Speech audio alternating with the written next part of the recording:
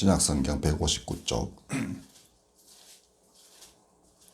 그러므로 예수께서 자기를 믿은 유대인들에게 이르시되 너희가 내 말에 거하면 참으로 내 제자가 되고 진리를 알지니 진리가 너희를 자유롭게 하리라. 아멘.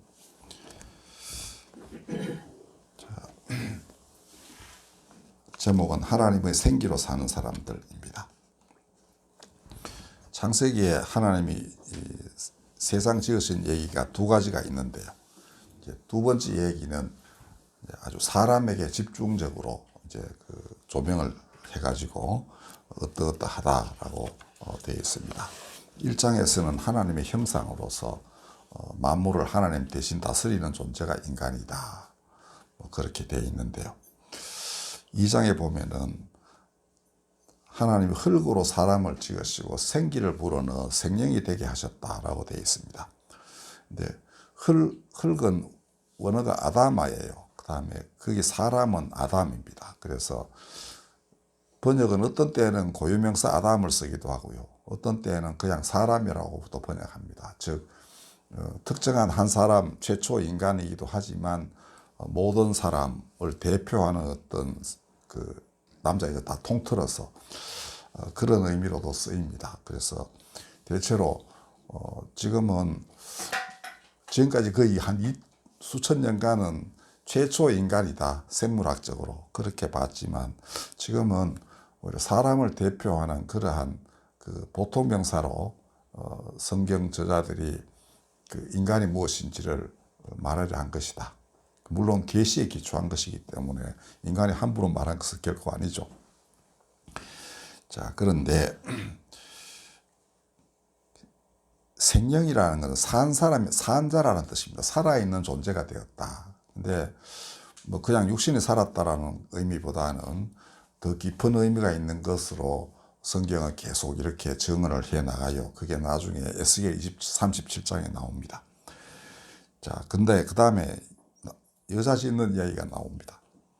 아담을 깊이 잠들게 한 뒤에 갈비뼈를 하나 빼내가지고 여자를 만드신 뒤에 갈비뼈를 살로 채웠다.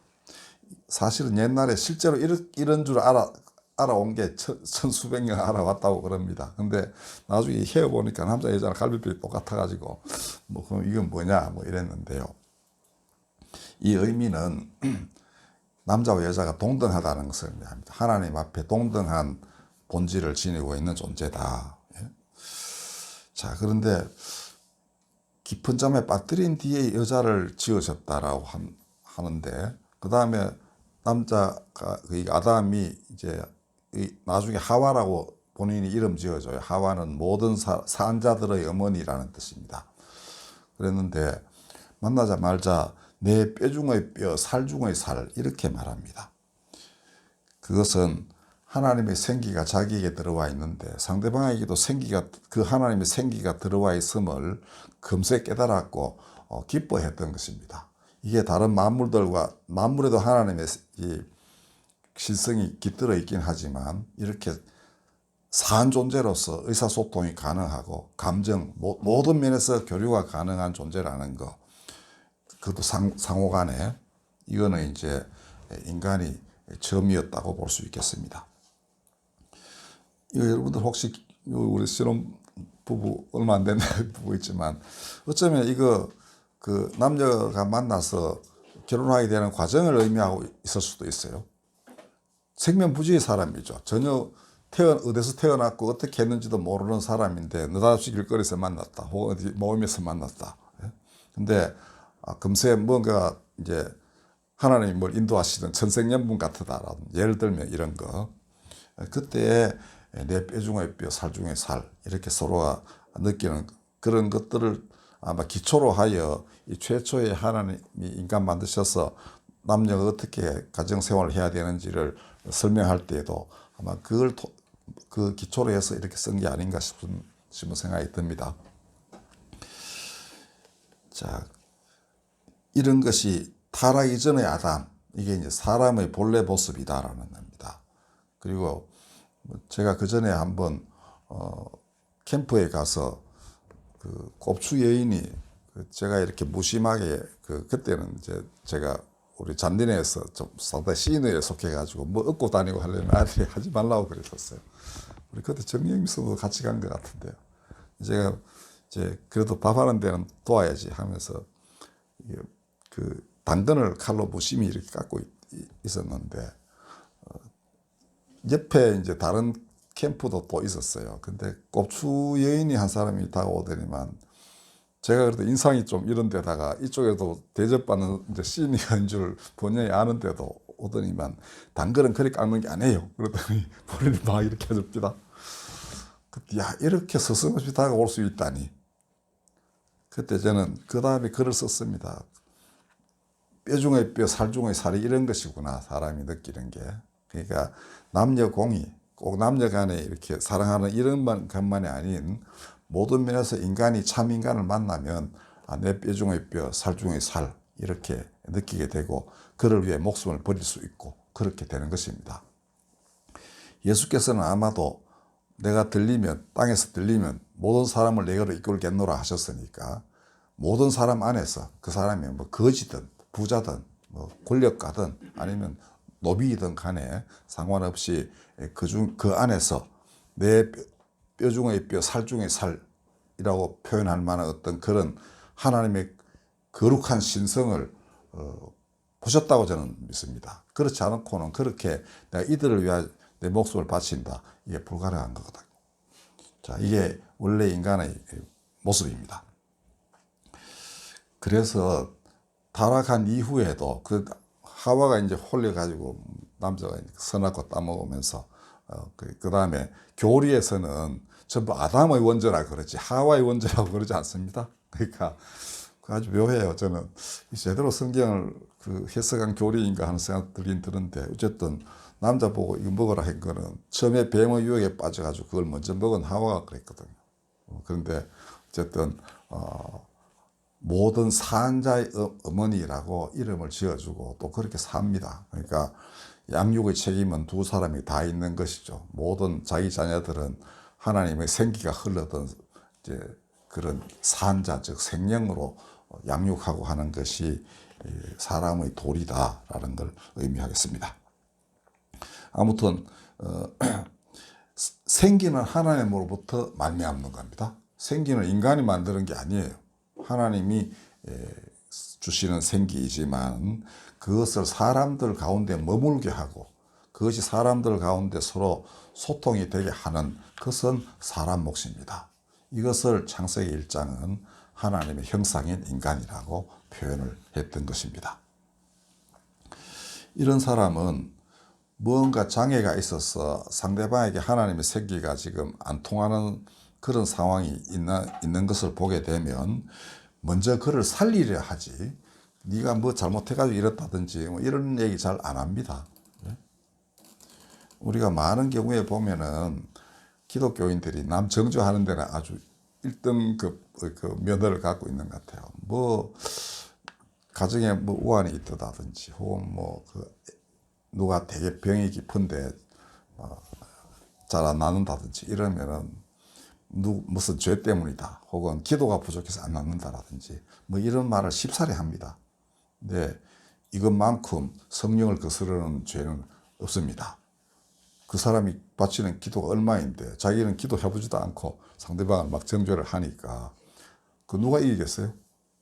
하나님 앞에 나가가지고 까놓고 자기 행거를 보이면 그건 승부가 뻔합니다.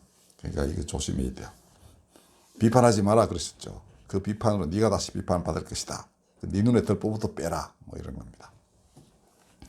자, 이제 이런 사람은 죽은 자를 보면 살리고자 하는 마음이 먼저 드는 겁니다. 이게 하나님의 생기가 들어온 사람의 특징입니다. 알겠어요? 에스겔이 본 환상도 그러합니다. 하나님이 온 골짜기가 마른 뼈들로 가득한 대로 이제 그를 인도해요. 그 성경은 성령이 나를 인도하셨다 이렇게 합니다. 근데 그게 하나님이 말씀하시기를 네가 이제 내 말을 대언해서 이 뼈를 맞추고 살이 피고 그 다음에 생기를 들어가게 하라. 이렇게 했는데 그 말씀 따라 가지고 그대로 대언을 했더니 그렇게 뼈가 맞춰지고 사람 형상 갖춘 뒤에 생기가 불어 들어옵니다. 그래요. 그게 산자가 된 거죠. 그때 에스겔서에 보면은 표현이 독특합니다. 그러니까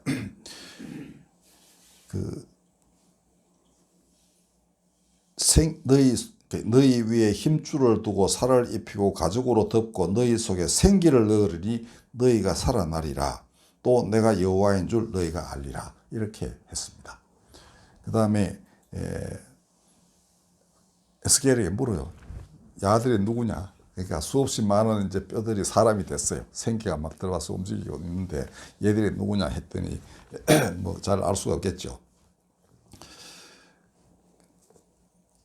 근데 그냥 바로 말씀하시기를 이 뼈들은 이스라엘 온 족속이라. 그들이 이르기를 우리의 뼈들이 말랐고 우리의 소망이 없어졌으니 우리는 다 멸절되었다. 그들은 뭐 이게 이제 포로기이니까 그 전에 아시리아에 의해서 북왕국가 망한 지가 150년이나 됐고 남쪽도 이제 거의 이제 성전이 없어지면 나라 다 망한 겁니다. 옛날에는 그게 전쟁이 신들의 전쟁이기 때문에 아이고 우리 여호와께서 다 졌구나 뭐 이런 거예요. 아니면 우리가 죄가 많아서 여호와가 우리를 버리셨구나. 그러니까 이거는 가망 없는 백성이죠. 이제 마른 뼈들이 됐다는 것입니다. 그런데 또 대언하여 이제 말하라 하신 것이 내 백성들아 내가 너희 무덤을 열고 너희로 거기에서 나오게 하고 이스라엘 땅으로 들어가게 하리라 라고 했습니다. 이게 언제 이루어지는가? 그 예수 그리스도에 의해서 이루어지는데요. 자, 이거 다 죽은 사람들입니다. 이 음부, 무덤 음부예요. 그 음부는 우리나라는 가끔 지옥으로 번역을 했습니다. 근데 그 스올이라는데, 근데 하여튼 무덤으로 번역을 한 것도 다 스올이고 지옥도 스올로 되어 있는 건데요. 거기서 내가 너희 그 문을 열고 너희를 일으켜 가지고 이스라엘 땅 너희 고향으로 들어가게 하겠다라고 하셨습니다. 이거 다 산자 아닙니다. 이거 보면 죽은 자예요. 마른 뼈들이 이미 죽어버린 사람들입니다. 산자를 상징적으로 마른 뼈라고 하지 않았습니다. 여기서는 명백하게. 그리고 이스라엘은 그런 생각도 없었어요. 죽은 자를 일으켜서 내가 너희가 그토록 원하던 그 약속의 땅에 들여보내겠다. 그리고 그것은 조건이 있겠지요. 누군가가 와서 생기가 들어가라 라고 해야만 되고, 그 다음에 그 마른 뼈들이 우리가 드디어 그 이제 구원을 맞이하여 싸우니 말씀대로 따르리이다 하는 이게 이제 돼야만 그게 생기가 들어오게 되는 것입니다. 이 예언에 따라 가지고 사람들을 무덤에서 일으켜서 하나님 나라에 이제 이스라엘은 하나님 나라라고 보시면 돼요. 하나님 나라에 들어가게 하시는데 그게 마태복음 27장에 나옵니다. 거기 보면 어떤 기절이 있는가 하면 예수께서 이제 십자가에 돌아가셨을 때 영혼이 떠나가실 때 성소 휘장이 쫙 찢어지는 그 장면은 여러분들이 기억을 하실 겁니다. 근데 오직 마태복음에만 있는 기록이 이렇게 돼 있어요. 땅이 진동하며 바위가 터지고 무덤들이 열리며 자던 성도의 몸이 많이 일어나되 예수의 부활 후에 그들이 무덤에서 나와서 거룩한 성에 들어가 많은 사람에게 보이니라. 되게 마태는 신비로운 장면 잘 안 쓰는 사람인데요. 여기서는 이런 신비로운 그 장면을 마태가 기록을 해놨어요. 그러니까 많은 사람들이 보인 거예요. 죽은 사람들이 그 스올에서부터 나와가지고 왔다 갔다 했다는 얘기입니다. 물론 이런 육신을 가진 몸은 아니었을 거예요. 그렇다면 그들에 대한 사후 행적이 다 기록이 되어 있을 텐데 영적 몸이 이 육신을 가진 사람들 그에 보였다는 그런 의미입니다. 이게 바로 아마 마태가 이걸 기록한 것은 에스겔이 본 그 환상을 이루신 분이 우리 주 예수 그리스도, 너희들이 십자가에 못 박은 바로 그분이 이 일을 하신 분이다. 이제는 그의 말을 들어라. 그가 하나님의 말씀을 대언하시니 너희가 그의 말을 들으면 생명이 되고 무덤에서 일어난다. 죽은 자든 산 자든 다 그 앞에서는 산자가 된다. 이겁니다. 그의 말씀은 미치지 않는 곳이 없고 누가 감히 그 앞에서 그 말씀은 여기 들어오면 안 됩니다라고 말할 수 있는가? 특히 오늘날의 교인들 그 말씀 막는 경우 많습니다.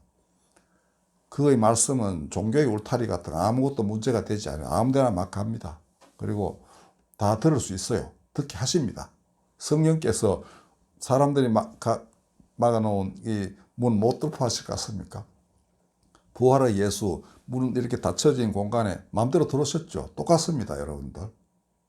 사람이 함부로 그 구획 지으면 그야말로 이제 지금 곧 이야기 드릴 바리새인 같은 그런 자리에 서게 되는 거예요. 자, 에스겔은 그렇게 모든 마른 뼈를 다 살려냈습니다. 하나도 예외 없습니다. 다 일으켜서 고향 땅에 들어가게 하겠다. 하나님의 말씀은 그거였고, 그 다음에 예수 친히 그렇게 말씀하셨습니다. 모든 사람을 내게로 이끌겠다 하셨어요. 예외가 하나도 없습니다. 그리고 뭐 그 뒤에 교리는 이렇게 저렇게 마치긴 했지만은 예수 마음은 그렇게 절대 되어 있지 않았다는 것을 여러분들 명심하셔야 돼요. 그 다음에 그 제자들도 그렇게 했는데요. 그들이 의거했던 말씀은 바로 오늘 읽어드린 본문입니다. 그러니까 유대인들에게, 자기를 좇는 유대인들에게 말씀하였습니다. 딴 사람들은 하나님의 말씀이라는 것도 잘 모르니까. 그런데 자, 내 말에 거하면 참으로 내 제자가 되고 진리를 알지니 진리가 너희를 자유롭게 하리라. 자, 이게 자유롭다는 것이 마른 뼈들이 이제 생명이 된 것을 의미합니다. 이제 산자가 된 것이죠. 그리고 정말 생기가 있는 사람들끼리 만나면 내 뼈 중에 뼈, 살 중에 살, 이렇게 해서 그들의 관계 안에서 하나님 나라가 확실하게 임하는 것입니다. 하나님 나라는 너희 안에 있다라는 예수 말씀은 관계 속에 있기도 하고 사람 내면에 있기도 하다는 것을 의미합니다. 관계가 그렇게 돼 있을 때 하나님 나라라는 건 혼자 있는 게 아니죠. 서로 엮여져서 뭐 같이 하고 하는 게 나라예요. 그죠? 사는 곳도 있어야 돼요. 땅도 있고, 뭐, 다스리는 이제 분도, 주권자도 계셔야 되죠. 하나님. 그 다음에 사람들끼리 서로 간에 정말 생기로 소통하면서, 하나님 형상으로서 만물을 대신, 하나님 대신 다스리고 가꾸고 하는 것. 그, 아담으로 하여금 그 땅을 경작하게 하셨다라고 성경은 표현하고 있는데요. 그 경작은 섬긴다는 뜻이 함축되어 있는 단어입니다. 자, 그러니까 땅도 섬기고, 그래서 하나님이 지으신 것을 잘 가꾸는 거. 이게 인간의 임무예요. 인간 상호 간에 서로 정말 뭔가 좋은 걸 계속 이루어내는 것, 더 말할 것도 없고요. 자, 제자들도 유대인이었기 때문에 유대인 관습에 따라 가지고 처음에는 그 많이 구획을 뒀어요. 바울 같은 사람은 바리새인이었기 때문에 더욱더 바리새인들 외에는 구원 없다고 생각했습니다. 근데 베드로도 뭐 어부이긴 해도 어부는 딴 그 이방인들도 많이 접하고 장사도 많이 하는 사람입니다. 그럼에도 불구하고 이방인들에겐 구원 없다고 생각을 했어요. 근데 고넬료라는 이방인 백부장 집에 초대받아 갈 때 하나님이 계시를 확실하게 보여주십니다. 아침에 점심에 기도할 때 이 그릇에 보자기 같은 끈이 달려가지고 이렇게 못 먹는 짐승들이 가득 달린 게 내려보내는데 먹어라 하니까 제가 이 더러운 음식 어떻게 먹습니까? 율법이 어그러집니다. 이렇게 대답했죠. 그랬더니 하나님이 거룩하다 하신 것을 네가 더럽다고 하지 마라. 이렇게 음성이 내립니다. 그때 깨닫죠. 그리고 고넬료 집에 갔을 때 자기들은 세례를 베풀지도 않고 아무것도 안 했습니다. 그러나 성령이 먼저 임하신 것을 봐요. 성령이 임하시는데 어찌 내가 세례를 주지 못하겠는가 해서 세례가 나중입니다. 우리는 세례가 먼저이고 성령 그다음께서 세례가 있으면 성령이 임하시는 줄. 예수님은 그러셨어요. 세례 받으실 때 성령이 임하셨고. 하지만 예수 부활하셔서 성천하신 뒤에 일어나는 사건은 그렇지 않습니다. 성령이 먼저 임하십니다. 그렇기 때문에 성령의 세례가 먼저 있기 때문에 제자들은 그게 따를 수밖에 없었습니다. 사도행전에 명백하게 증언하고 있습니다. 근데 오늘날 또 거꾸로 하고 있죠. 교회도 그랬었습니다. 옛날에 유럽 교회 가면은 칸막이 돼 있어요. 맨 앞에는 세례받은 남자들 뭐 이렇게 딱 구분되어 있습니다. 여자들은 또 한층 차별을 좀 받아요. 그 다음에 이제 우리나라 교회도 늘 그랬었습니다. 학습 세례 다 받은 사람, 그 다음에 이제 그 세례 안 받은 사람이 구분해가지고 성찬도 못 받게 하고 그랬었죠. 이거 다 잘못된 제도입니다. 예수님 보십시오. 무슨 그런 차별이 있었습니까? 아무나 막 고치셨습니다. 다가오는 사람에게는. 네. 거부하는 사람에게는 행하지 못했었어요. 그래서 고향에서는 예수제 옛날에 뭐 이런저런 사람 아니야 이러니까 믿지 못하죠. 그러니까 고향에서는 만원의 권능을 행사하실 수 없었다라고 되어 있습니다. 자, 그러니 하여튼 사람마다 운이 좀 따르는 것이죠. 전혀 생면부지의 사람인데 신비롭다 하면 완전히 따르기도 하고, 뭐 그냥 늘 보던 사람은 뭐 이러고는 이제 안 따르기도 하고 뭐 이런 것입니다. 어쨌든 자 바울도 마찬가지예요. 바울은 예수를 죽이려는 예수 뭐 돌아가셨고 제 아들까지도 저거 하나님 해로운 존재니까 다 없애버려야 되겠다 했지만 결국 그는 뒤바뀌었죠. 그리고는 아테네에 가서는 알지 못하는 신이라고 조그만한 거 이름 다 부른 뒤에 행여나 또 해코지하는 우리가 얻지 못한 신이 있나 싶어서 그것도 해놨는데 그 하나를 꼬투리 삼아 가지고 하나님 나라를 증언을 하기도 하고 그게 유명한 아레오바고 설교라는 것입니다. 그러니까 그들의 종교성을 잘 인정해. 너에게 참 종교심이 많구나. 그래서 내가 아직 너희가 잘 모르는 신에 대해서 내가 설명을 하겠다. 이래가지고 그 유명한 설교를 합니다. 그래서 결국 나중에 아테네와 예루살렘은 그 손을 잡게 되죠. 그 요한복음은 바로 그 아테네에서 성숙된 그 로고스라는 관념, 그의 말씀입니다. 그 말씀을 바로 말씀이 곧 그리스도 예수이시다는 것을 증언한 것이 요한복음 1장이에요.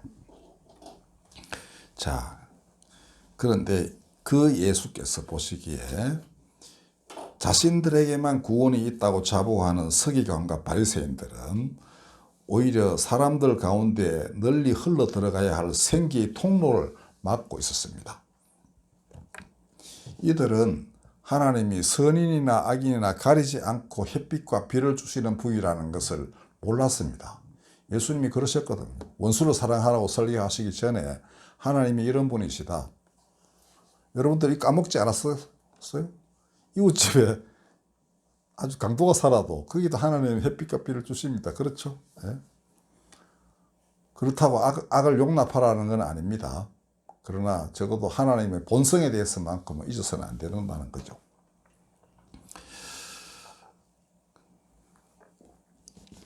그래서 어떤 사람들은 이렇게 자신이 의롭다고 생각하면 다른 사람을 벌레 취급하고도 눈 하나 깜짝하지 않습니다. 우리가 근래에 볼 수 있는 이슬람 원리주의자들이 사람 막 처형하죠. 참수하고 화장시키기도 하고 그런 거 우리 많이 목도했습니다. 아마 아프간에서도 어떤 일이 벌어지고 있을지 잘 몰라요. 이거는 사실 아까 하나님이 모든 사람에게 생기를 불어넣어서 산자가 되게 하시려는 그 창세기의 선포, 이거를 망각한 것이죠. 이 사람을 의롭지 못하다고 생각하고서 그 다음에 저거는 천벌받아 마땅하다고 생각할 때 홀로코스트가 일어납니다. 히틀러도 그랬고요. 그 다음에 일본군도 그랬다고 합니다. 그 난징의 강간이라는 레이프 오브 더 난킹이라는 책을 쓴 여성이 그 인터뷰를 했어요. 좀 다 그 일본군들에게. 어떻게 너 그런 짓을 했냐 그랬더니 자기들은 교육받기를 전쟁에서는 초계처럼 목숨을 바치는 것이 군인의 길이다. 근데 저것들을 보니까 우리가 우르르 가는 게 다 도망치더라 이거죠. 그 중국군들은 하고 칼로 목을 베도 그들은 아등 죄책감이 없는 거예요. 저건 군인도 아니다는 겁니다. 사람도 아니다는 거죠. 어떻게 저거 보호해야 할 국민을 내버려도 도망치느냐 이거예요. 그 무서운 것을 우리가 깨달아야 됩니다. 자기 목숨을 초계처럼 여기는 사람, 남의 목숨도 그렇게 생각하고요. 그 다음에 불의한 자는 처벌받아 마땅하다. 즉 사람도 아니다라고 할 때에는 그 사람 벌레보다 못하게 취급하고도 아무런 가책을 느끼지 않습니다. 인간이. 이거를 우리는 지금 과거의 많은 전쟁들을 통해서 경험을 했습니다. 근데 뭐 오늘날 전쟁은 아니지만은 수많은 영역에서 똑같은 일이 벌어집니다. 정치판에서도 그렇죠. 나는 정의롭다. 이런 사람 상대방을 감옥에 뭐 18년씩 뭐 20년씩 이렇게 처박아 놓고도 아무런 죄책감 느끼지 않습니다. 뭐 그 사람이 나이가 뭐 여성이든 뭐 할아버지든 개의치 않아요. 뭐 문화계에도 있고 경제계에도 있고 다 그렇습니다. 상대방이 굶어 죽든 말든 자기 그냥 뭐 살면 오케이 이런 사람들 많죠. 근데 거꾸로 정치인 가운데에도 종교적 메시아가 나올 수 있습니다. 옛날에 이사야서는 이스라엘을 바빌론의 포로로 잡혀있던 이스라엘을 고국으로 돌아가게 한 고레스를 하나님의 기름 부음 받은 사람이라고 말했습니다. 그리고 실제로 그렇게 했습니다. 그리고 그 주변 모든 세계에 그 당시 고대 근동에서 가장 추앙받는 자비로운 대왕으로 그렇게 돼 있었어요. 자, 이들은 모든 사람이 필요한 게 뭔지를 알았습니다. 이스라엘에게 생기는 하나님 신앙이라는 걸 알았죠. 근데 성전은 파괴됐고 이제 이들은 오갈 데 없는데 내가 이들을 어떤 것이 이들을 다스리는 최선의 길이냐? 고향으로 돌아가서 너 성전 지어라. 이거 아니겠습니까? 그 그대로 해준 사람입니다. 이런 것이 사람에게 생기를 흘러들어가 하는 거예요. 그들을 일러서 성경은 하나님의 기름 부음 받은 사람이라고 하는 것입니다. 자, 이렇게 구분 짓는 자들은 자신이 성령을 거스르는 줄 모르니 화가 임하는 것을 피할 수 없습니다. 예수께서 말씀하시기를 이 서기관과 바리새인들아 화 있을진저 너희는 사람들 앞에서 천국 문을 닫고 너희도 들어가지 않는다. 이렇게 이야기하셨습니다. 우리가 타락하기 전에 아담처럼 살 것인지 아니면 서기관과 바리새인들처럼 살 것인지는 마음먹기에 달렸습니다. 나에게 생기가 임한 것을 여러분들 느낀다면 그 전에 여러분들 선에서 생기가 임한 거 아니죠. 무수히 많은 잘못이 있고 허물이 많은데 또 유한한데도 불구하고 하나님의 은총이 임하였으면 다른 사람에게도 똑같은 은혜가 임하도록 기도하는 게 마땅하죠. 저놈은 나쁘고 나는 선해서 하나님이 줬다. 나를 사랑하시니까 태초부터 선택하셔서 나에게만 주셨고 저것들은 세상에 선악이 뭔지 알게 하기 위하여 애초부터 멸망으로 예정되었다. 이런 칼빈의 교리는 이제는 버려야 됩니다. 그래서 여러분들이 50년, 60년을 그렇게 교육받아도 아닌 건 아닌 거예요. 아니 교회가 500년을 그렇게 교육시켜도 아닌 건 아닌 것입니다. 이제는 달리 말해야 될 때가 온 거예요.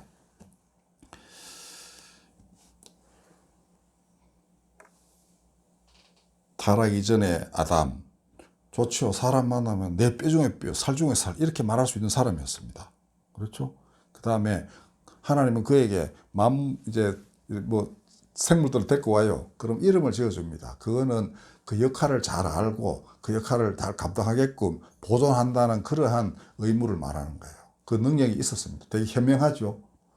그는 자연을 잘 보호할 거예요. 이웃과의 관계를 잘 다듬어 낼 겁니다. 근데 바리새인들은 뭡니까? 너는 다 죄인이야 이러고는 혼내기만 하고 자기들은 뭐 검소하게 살았다고 합니다. 율법도 잘 지키고. 그러나 그들은 하나님의 생기가 이 땅에 흘러들게 하는 역할을 하나님이 그에게 임무를 주셨는데 기름을 부어서 그 거꾸로 행한 거죠. 우리에게만 임한다. 그러다 보면은 지금 바리새인들 찾는 사람 있습니까? 아니죠. 베드로는 그렇게 뭐 믿음도 흔들리고 이런 사람이었지만은 하나님이 거룩하다 하신 것을 결국은 예 맞습니다. 내가 잘못 봤습니다. 이렇게 말하고서 돌아선 사람입니다. 자, 어리석은 자, 로마서 8장 19절은 모든 피조물들이 탄식하며 하나님의 아들들이 나타나기를 기다린다고 했습니다. 바로 그렇게 타락 이전에 아담처럼 생기를 서로 소통하게 하고 만물을 살펴서 이름 지어주듯이 이렇게 잘 경작하고 보존하고 하는 이런 사람들, 당연히 만물은 그런 사람들이 나타나를 기다리겠죠. 성경은 아들들 이렇게 표현했으면 자녀들 이렇게 말하는 것이 옳겠습니다. 그러나 어리석은 자는 만물 안에 깃든 하나님의 능력과 신성을 보지 못합니다. 그러면 천국 문도 닫고 자기도 안 들어가죠. 자기도 못 들어가는, 이미 다른 사람의 천국 문을 이렇게 저렇게 자기 스스로가 재단에서 너는 돼, 안 돼, 이렇게 하는 사람은 그 자신이 못 들어가는 거예요, 여러분들. 그러니까, 왜 보면 지금까지 교회가 큰 잘못을 저지르고 있었다고 봐도 과언이 아닌 겁니다. 그러니까, 그 다음에 자연마저 파괴하죠. 왜냐하면 자기 멋대로 이제 그것들, 자기는 다 어렵고, 자기가 판단하는 다 옳으니까, 하나님이 다 승인하시니까, 마음대로 막 합니다. 그걸 반성하게 된 것이 19세기 말, 20세기 들어와서야, 야, 우리가 성경을 잘못 해석했구나, 라고 이야기 됩니다. 그것도 뭐 전체가 아니고요. 처음 얼마 사람들이, 그 다음 지금에 와서는 이제 많이 바뀌었습니다. 우리가 자연을 잘못 이해했네. 보존해야 되는데, 멋대로 그냥 정복하고 말았네. 그러다 보니 세상 이 문명이 지금 인류를 파멸에 이렇게 가고 있네. 이 각성이 새롭게 일어났습니다. 그래서요. 자, 하나님의 생기로 사는 사람들. 그런 사람들이 되고 될 것인지 아니면 생기를 내한테만 가두어 둘 것인지 여러분들의 선택에 달렸는데 우리야 다 같이 가고자 하는 사람들 아니겠습니까? 그래서 이런 서포를 하게 되면 부딪혀 오는 게 참 많은 것 같습니다. 그러나 말씀은 사람을 자유롭게 하는 데 있는 거예요. 그리고 그 성령의 놀라운 역사는 반드시 그렇게 말씀하시고 스스로 모든 사람들을 위해 보혈을 흘리심으로써 보혈이 모든 사람들에게 생기를 소통케 하는 가장 근본적인 원천입니다. 바로 그래서 우리는 보혈 찬송 얼마든지 부를 수 있습니다. 해석이 좀 다를 뿐이지 그 생기를 흘러가게 하는 원천이에요. 그래서 어디 오늘날의 교회가 새롭게 되기를 바라고요. 우리 자신이 우리에게 주어진 몫이 있겠죠. 뭐 얼마나 살는지 모르지만 사는 기간 동안에는 그걸 해내야 되는 겁니다. 즉 매일매일 최선을 다해서 살면 영생이 거기에 임하실 거죠. 매일매일 그런 게 없이 여러분들 죽어서 영생 얻을 것 같습니까? 택도 없죠. 그럴 수 없는 겁니다. 인간은 동일성이 있기 때문에. 알겠어요? 그날 나에게 생기가 임하신 것을 경험하고 그걸 또 증거하는 사람만이 그대로 그 자리에서부터 영생으로 이어져 가는 것입니다. 여러분들 우리 이 한 해를 마무리하는 기간에 새로운 참 영어 있는 그 역사가 우리 가운데 임하시기를 바랍니다. 기도하겠습니다. 하나님의 생기로 살게 하소서. 생기로 소통하게 하는 사람 되게 하소서. 우리 주 보혈이 바로 그 원천임을 또한 깨닫고 그 안에서 우리가 영생을 얻으며 또한 영생을 전할 수 있는 귀한 당신의 사람들 되게 하여 주옵소서. 하여 만물이 찬송할 수 있는 그날이 오게 하나님 역사하여 주시옵소서. 우리 구주 예수 그리스도 이름으로 기도하였습니다. 아멘.